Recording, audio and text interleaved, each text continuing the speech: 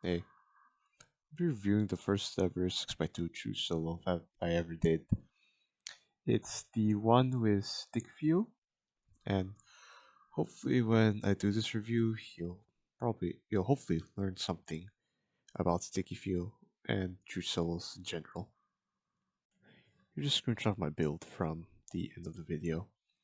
As mentioned, I was using sticky fuel on the flamethrower for my primary, and I'm using energy rerouting on the EPC.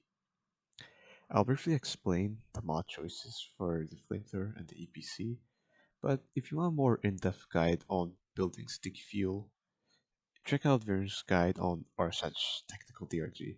It'll be linked in the description. Sticky fuel is an incredibly powerful overclock that is the backbone of the main 6x2 meta because of its insane wave clear for how little effort and time you need to be effective with it.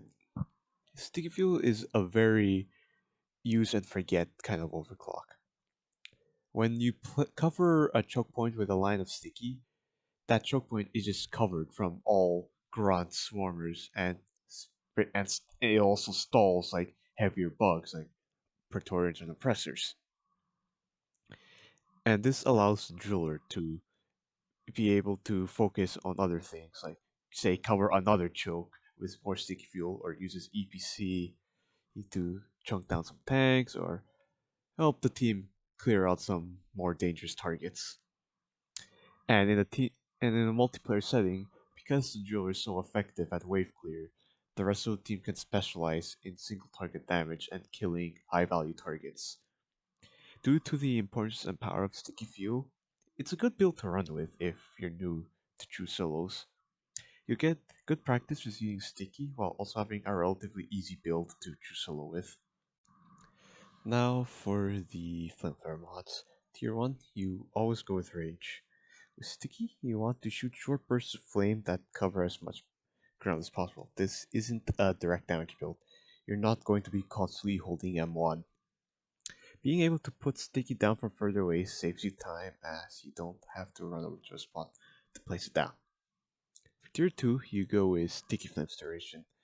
Damage and heat upgrades are useless as this is a Sticky Flames build. You aren't directly M1ing bugs. These two upgrades don't affect sticky flames, they only affect the direct stream of fire that comes out of your flamethrower. For tier 3, you go with sticky fuel slow. Rate of fire is pointless and actually ruins your ammo economy for little benefit.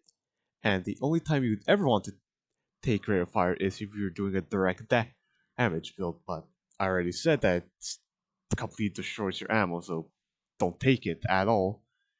And you don't take ammo on this tier because you can take ammo in the next tier. And and the most important fact of it all is that sticky fuel slowdown is insane. Without this upgrade, bugs in sticky flames are only slowed by 10%. But if you take this upgrade in tier 3, bugs are now slowed by 55%, which is just an incredibly important component of any sticky flames build. Alright, and then for tier 4, you take ammo. Fear, I don't know why you would take fear. And then if you took a duration on this tier and duration in tier 2, you would have 14 seconds sticky fuel, but 11 seconds is already good enough. And if you don't take ammo on this tier, you aren't going to be as flexible with placing sticky down to cover multiple chokes or placing multiple lines of sticky in case some bugs got by your initial line of sticky, such as guards or buff grunts. So therefore, you should take ammo on this tier. Tier 5, you would go with Targets Explode. As you're shooting short bursts of sticky, you're not going to make the most of heat radiance, which requires you to hold M1 for long periods of time. You're also going to be using your flamethrower range as much as possible when you're placing it down sticky. And heat radiance requires you to be close to the bugs to make the most of it, like you would be in probably a direct damage build. And Targus Explode also gives you the option to quickly deal with sudden clone swarmers or nanosite jellies if they ever appear. Now for the EPC. While energy routing and persistent plasma are both good overclocks for the EPC, persistent plasma is the main choice of today as the plasma it leaves behind slows down bugs and inflicts additional damage over time on them, allowing the driller to more easily deal with guards, jellies, and shredders. At the time of me doing this run, energy rerouting was still the favorite OC, hence why I was using it. When you use energy routing, you get additional ammo and even faster charge speed, making it good for clearing terrain or clearing bugs fast. The upside Another upside with precision plasma is that it's more forgiving, since when the charge shot explodes, it'll always leave behind a plasma trail.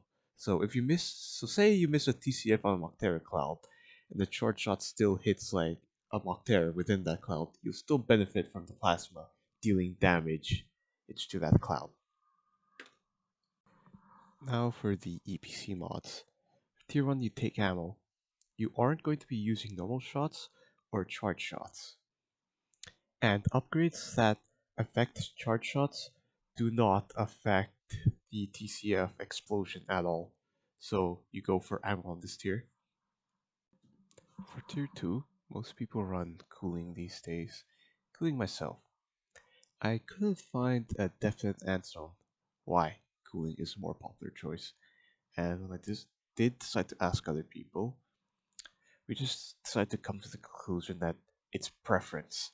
It's preference on how fast your normal shot should be, so you can dead a TCF easier. Maybe you want your shot slower, so you take this upgrade. Maybe you want your normal shot faster, so you take this upgrade.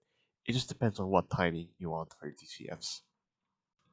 For tier 3, you take charge speed. You want to pump out as many charge shots as possible so you can just immediately TCF. You don't need ammo economy because you're not going to run out of EPC ammo that much, and the benefits of having charge speed is too great to pass up on it. Same argument for cooling rate, except cooling rate is quite simply just useless. For tier 4, you take ammo, because the other two upgrades on this tier affect like the charge shot, and again, charge shot upgrades do not affect your TCF. And for tier 5, you take TCF. This upgrade makes or breaks the EPC. All the other upgrades are useless compared to TCF's sheer damage, wave clear, and mining capabilities. Alright, let's cover the run itself now. In 6x2, who choose solos, 200 to 250 marker missions are the ones that are usually run, and in 6x2, 40 nitro supplies are the norm.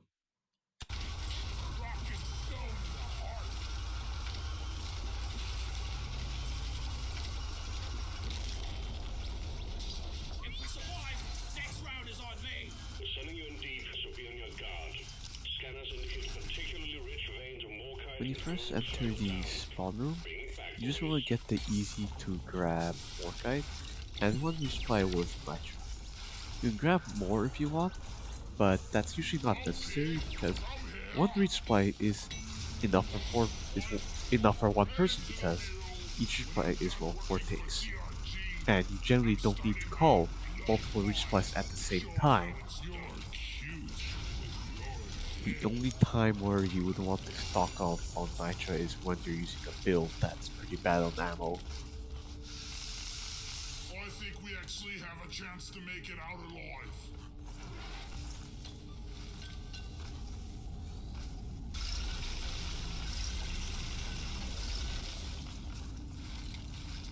Got no flares ready. Where is that damn mule?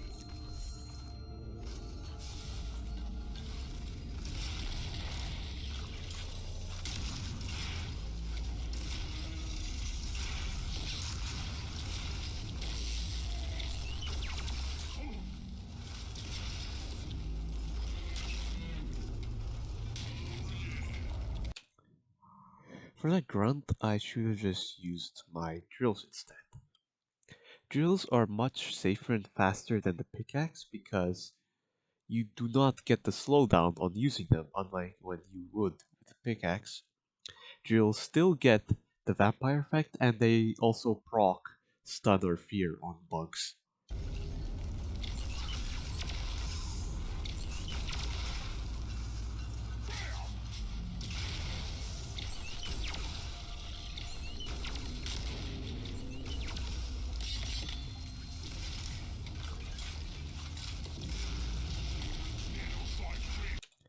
When I was killing that breeder, to finish it off, I just used my drills. I already mentioned earlier that this is not a direct damage flamethrower build. This is a sticky flames build. So even though that breeder was low, using sticky flames on it was a pretty bad idea. It's just a waste of ammo. For that egg also, I could have just used my axes because if I did use my axes, I would have been able to pick them right back up. If I had a credit for every time I deposited, I would be a. So it's 209. That's getting close to a swarm. While you're traveling through a cave, you want to keep track of the layout so you know a good spot to retreat to fight. You absolutely do not want to risk pushing forward into a cave you haven't explored if there's a swarm after you. You can easily get caught up in unknown terrain or hazards like cave leeches, so I likely threw up the menu here just so I can get the mission seed saved for this run.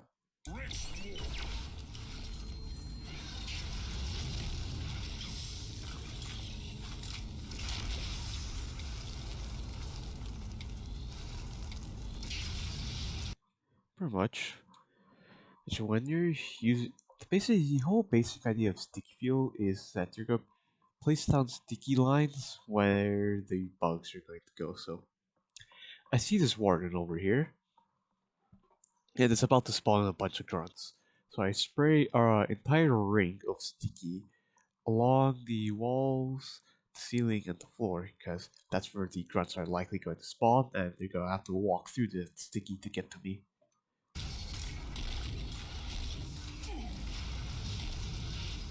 So a little bit more because not all of them were behind that wall.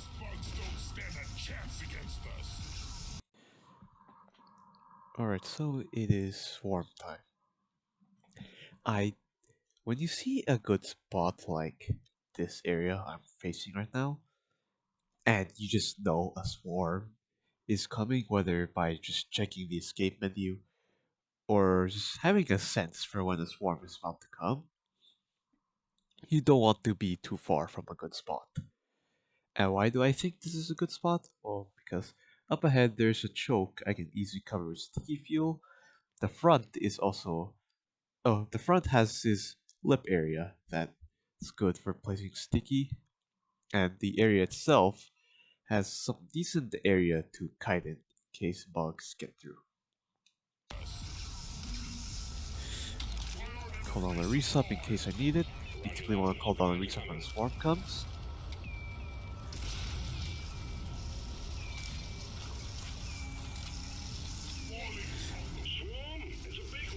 Alright, let's use this lip as an example of the sticky fuel. Now, why am I placing sticky fuel over here? It's because when bugs spawn in, they're going to take the shortest path to you. And let me go back a bit. Alright, so when bugs spawn down in this area where Molly is, or even further or forward into that cave down there, they're gonna want to get up to me who's standing up there in that floor, further back in that up there. So what the bugs are going to do, the shortest path is they're going to crawl all the way over here or from over here. They're gonna crawl up through that wall and pass through that lip. So that is why I placed sticky over there. And in general, it's also a good spot to place sticky there because as when you see a lip, it like I already mentioned, bugs can crawl up this wall and immediately be in view. They can off guard you if there's like a sudden drop. So it's just great to place sticky preemptively when you see a lip or a sudden drop like that.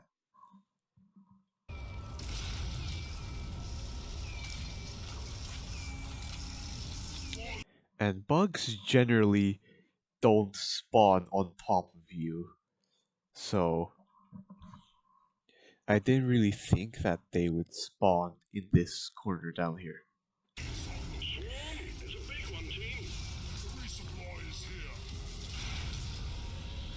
I covered this back area in case anything comes through.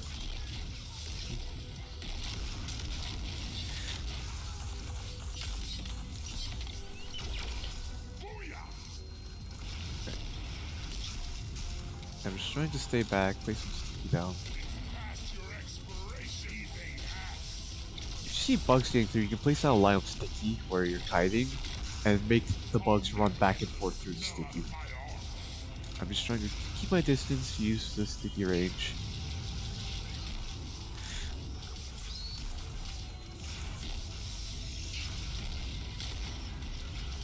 Alright, there is a bulk.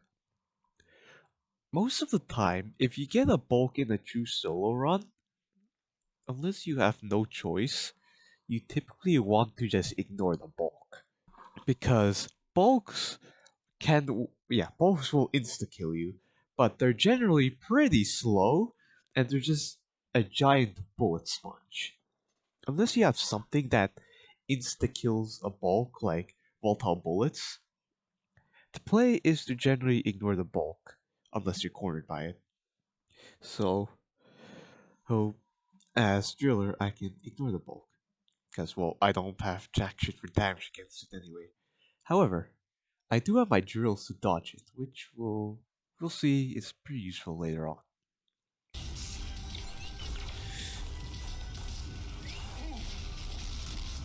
Alright, at this point I'm getting overwhelmed, so I dash back.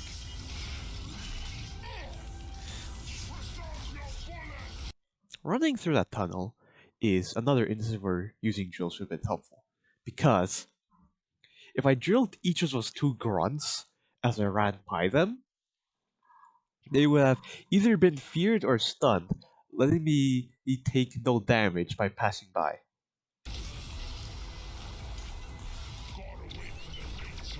Now I've backed up. I'm holding this choke now.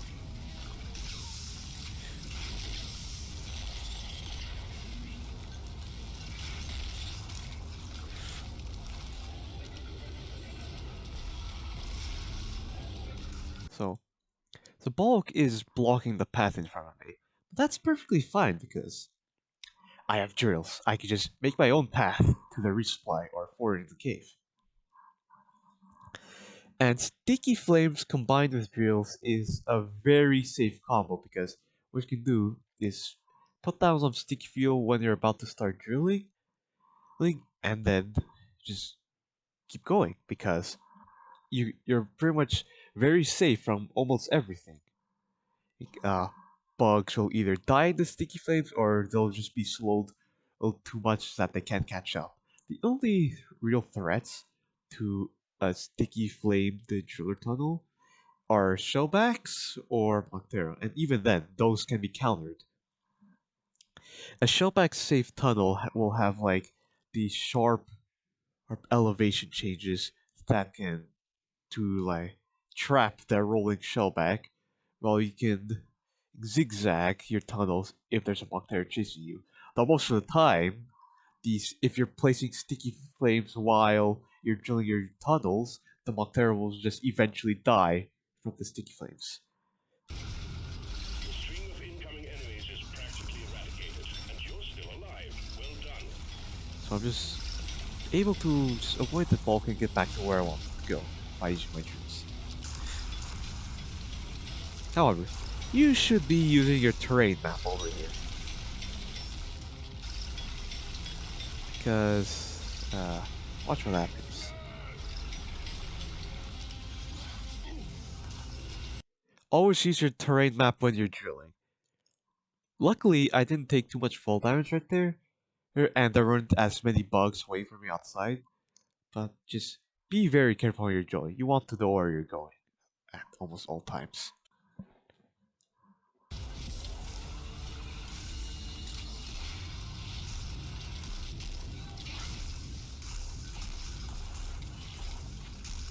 Things about to go boom.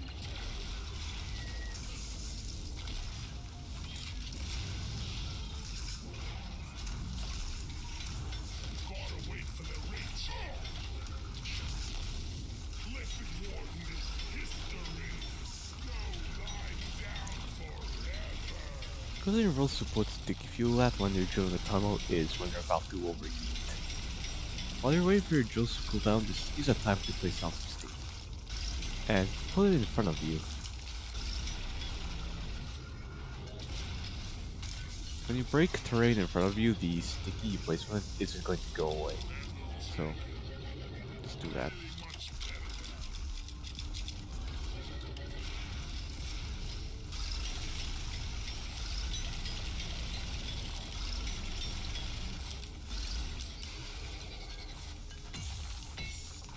Back's full. Can't carry anymore. To the drills, I can just ignore that bulk.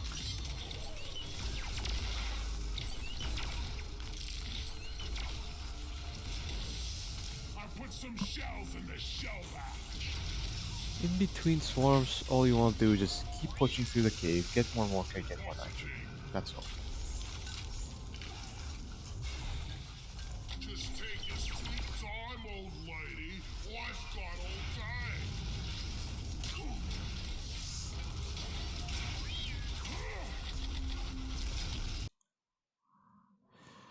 day. Okay. Never go for risky deposits, or at least almost most of the time you don't want to risk doing a deposit on Molly. You can wait a few seconds, most usually. Though in this case, this is just plain just ignoring the bulk way too much, not being aware of my surroundings.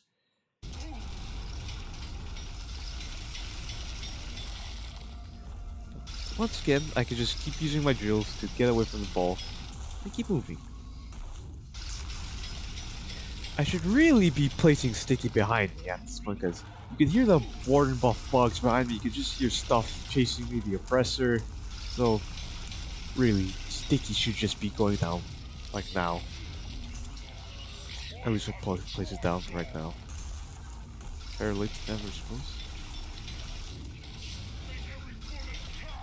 Again, I could be placing the Sticky in front of me as I drew it. Not having, I don't have to turn around to place it. Flares are recharging.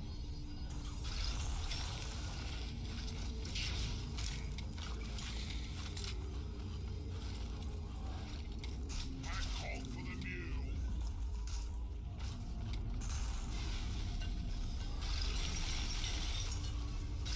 These small tight tunnels are not a good place to hide a swarm.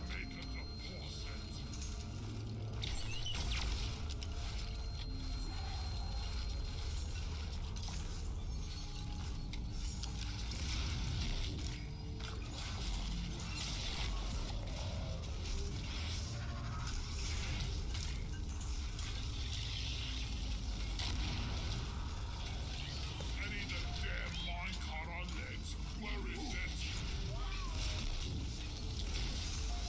There could have been a lot more drill usage on those grunts instead of spraying more sticky. Bucket.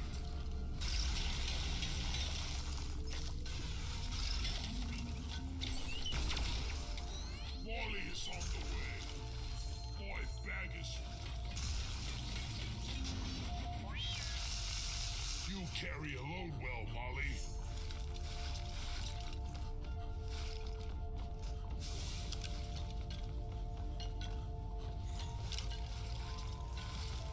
Swarm spotted. Buckle up. Alright. Contact imminent. This is a pretty... All those areas back there are pretty bad to take a swarm, so... I decided to go forward here.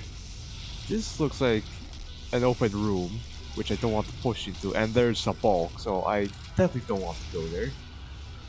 So just run back, decide to make the best of what I have.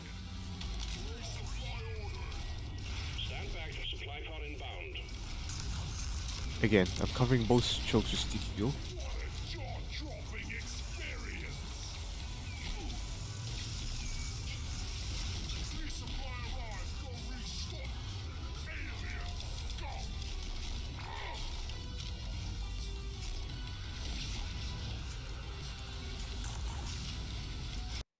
That first choke down there by the resupply, I'm pretty sure, or at least maybe, if I had persistent plasma, I might have been able to hold that for a little longer because of the DOT and the slowdown effect from the plasma.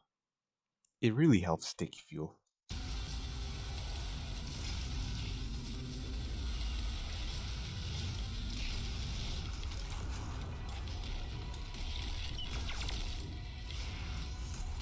The thing I've been just noticing this entire run is that if I had persistent plasma, I could have been EPCing these chokes way more often to lay down that plasma and completely shut down the chokes. And then this is just another good reason of how. This is another showcase of how good drilling is. I was in a completely ass situation, but look, I'm completely safe now, just being able to drill around. The only downside to safety tunneling is that the more time you spend inside the tunnels, the more time you're spending not pushing the objectives. So eventually you do have to come out. Oh, and drill fuel is not infinite.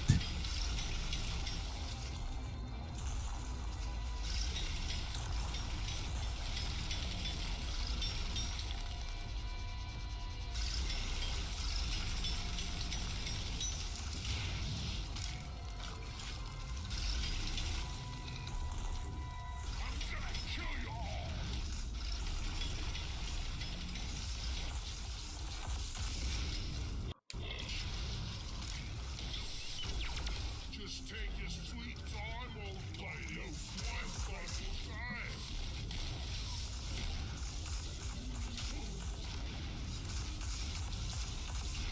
A good pace for a 200 Mokachu solo run is to take at most uh, 2 or 3 swarms.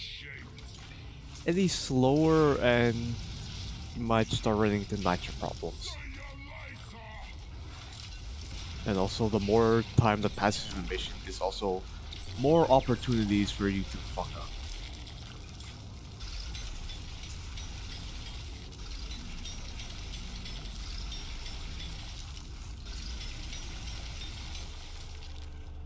Ready to blow!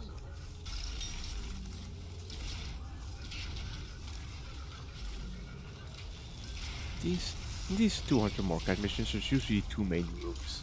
I need the mule. And the final room will typically have a lot of Morkai.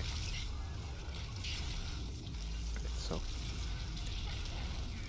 when you're pushing a room in a true solo, most of the time you're gonna have deal with stationary spawns. Stationary spawns being leeches, breeders, brood nexuses, and spitballers. Brood nexi are not a threat. They're annoying, but they're just not a threat at all. Ignore them because they take time to take down, and the sudden influx of swarms that they spawn can be more is definitely more dangerous than the slow trickle that they spawn every so often. While they might be annoying, they're not a threat.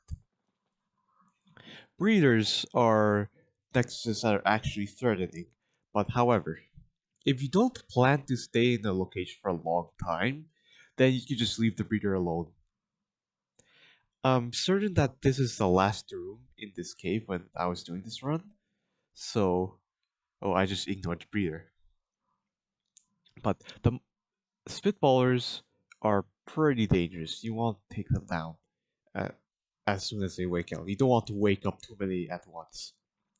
But the main danger are leeches. Leeches will very easily waste your iron whale or straight up end your run if you're not careful.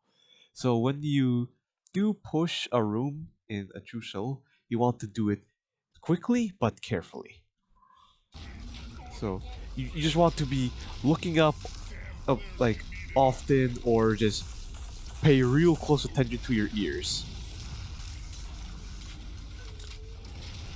I heard a spitball in the distance, so I'm not exactly trying to run in there. But I'm drilling away from this bulk, but do notice that this bulk is actually pretty low from all the times being whirled around by sticky. So I place it a little bit more and it's gone. No more bulk.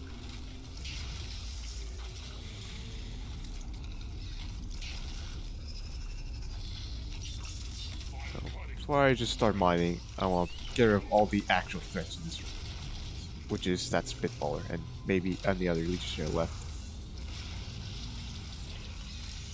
Then at this point, I hear a bunch of bugs spawning, so I just spray sticky everywhere. When in doubt, just spray your sticky. Oh yeah, something I've been forgetting to mention. When you do place down sticky, you want to place these down as much as possible when you're firing. So when you place on your sticky, you just you just flick your mouse or just move it real fast.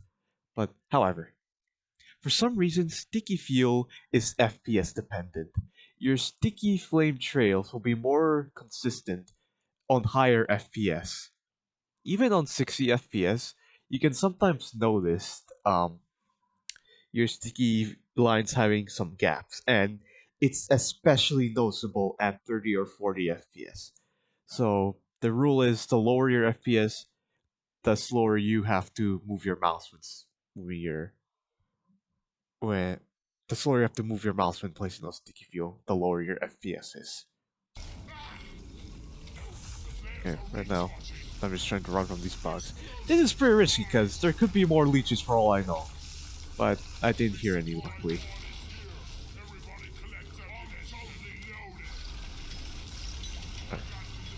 No.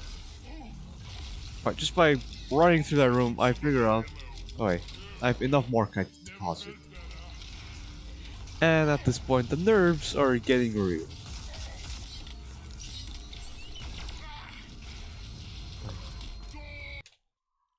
Before this successful run, I've never done a 6x2 Chu solo before, so at the time I was starting to get pretty nervous.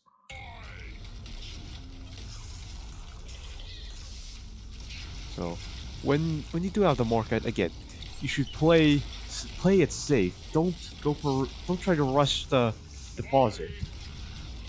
Like you just never know whether say a shellback like that could just ran through and completely butchered me.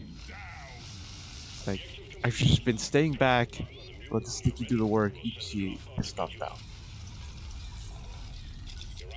Now I'm getting out of it. It's really nice. Again, I'm just making sure I'm recording at this point. If you're gonna fight a menace, just you don't have to dodge its shots for very long. Just land one axe on it immediately, and it'll be stunned. It'll just stop shooting. Sure, you'll take a little bit of damage, but it's a lot easier than doing that weird zigzag I was doing.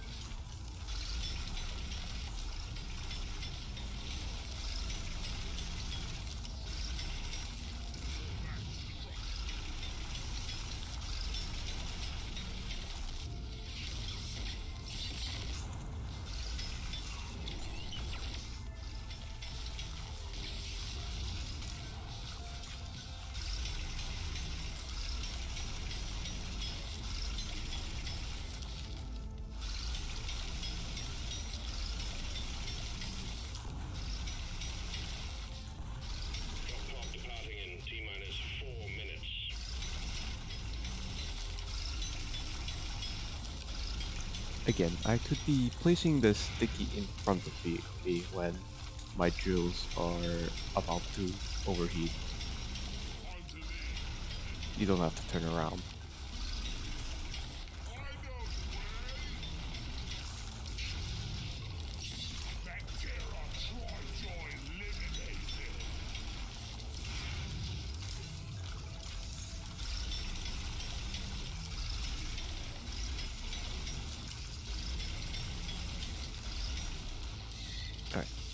Now I'm just waiting for long to get it. At this point, I could just cover this entire map with sticky fuel because I'm right there at the drop pod. I don't need to care about ammo anymore. What I should be doing is covering this entire cave with sticky, just to be super safe. Nitro has been withdrawn and supply pod is These two inbound. menaces are pretty unfortunate. Okay. Sometimes, the thing you know about True Soul is that sometimes bullshit happens, like this grabber spawning right on top of you. Luckily, it didn't grab me. Drop pod departing in T-minus 3 minutes. Like, if I placed sticky around everywhere already, I would have The mule is had secured. as much trouble dealing with the Initiating grunts, but sequence. well, I Deprogalactic make it device in, cleared and for work. Drop pod that V1 was my departing first orbit. ever 6.2 true solo. That's one for the Nice. books. Retrieving escape pod.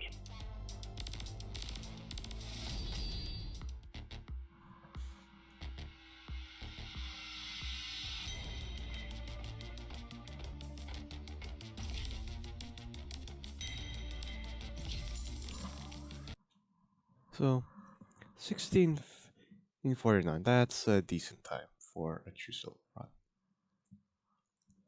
Though that seed that I was in, that the seed of the mission I was playing was pretty easy, honestly. Like the first room had no stationers at all except our easy to kill breeder, and the Morkite wasn't in too horrible locations to pick off. So that was me just looking back at this old run